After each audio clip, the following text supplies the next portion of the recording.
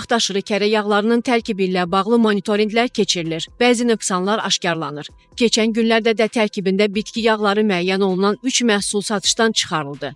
Azərbaycan Qida Təhlükəsizliyi Agentliyinin tədbirlərinə baxmayaraq bu sahədə problemlər azalmır. Etdikcə insanların kərə yağlarının keyfiyyətinə güvəni sarsılır. Kərə yağları ilə bağlı əsas problemlər nədir? Nələrə diqqət etməliyik? Qlobal-info danışan qida məsələləri üzrə mütəxəssis Ağ Salamov bildirib ki, kərə yağlarına laboratoriya şəraiti olmadan diaqnoz qoymaq mümkün deyil. Bəzən işbazlar bitki spreylərindən istifadə edirlər. Bu da qatqı hesab edilir. Belə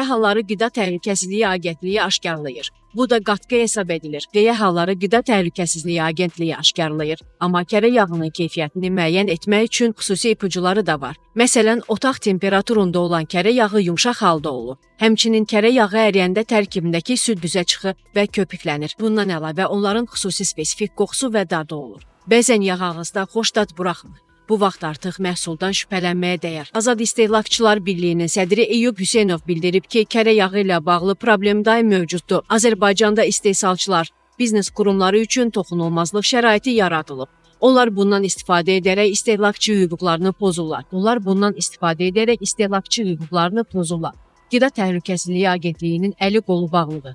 Qurumun istənilən vaxt yoxlama aparmaq hüquqları yoxdur. Əsasnaməsinə düzəlişlər edilməlidir. Sahibkarların yoxlanılmasının qarşısının alınmasını dəstəkləsək də, qida məsələsində belə olmamalıdır. Gərək cədi imkanlar yaradılsın. Görülüb ki, üzərində inək şəkli çəkilmiş təbii olduğu yazılan yağlar var. Əslində isə tərkiblərində bitki spreyləri olur və bu haradasa kiçik hərflərlə qeyd edilir. Hətta etiket məlumatları ilə tərkibin düz gəlməsi barədə işlər aparır. Ümumiyyətlə, Azərbaycana bir çox ölkələrdən Yeni Zelandiya, Fransa, Almaniya və sair yağlar gətirilir. Ciddi supermarketlər bu məhsulla bağlı lazımi sənədləri araşdırır, daha sonra satışa qəbul edirlər. Ekspert əlavə edib ki, ən təhlükəli yağlar aralıq marketlərdə, bazarlarda satılır. Ən pisləri kənd yağı adı altında satılan məhsullardır. Bunlar əsasən margarin qarışığı olanlardır və ucuz olduğuna görə vətəndaşlar onlara üstünlük verir. Ancaq həmin məhsullar böyük supermarketlərə girə bilmirlər. Bütün hallarda insanlara mənfi nümunələrlə bağlı aktaya məlumat vermələrini tövsiyə edirəm.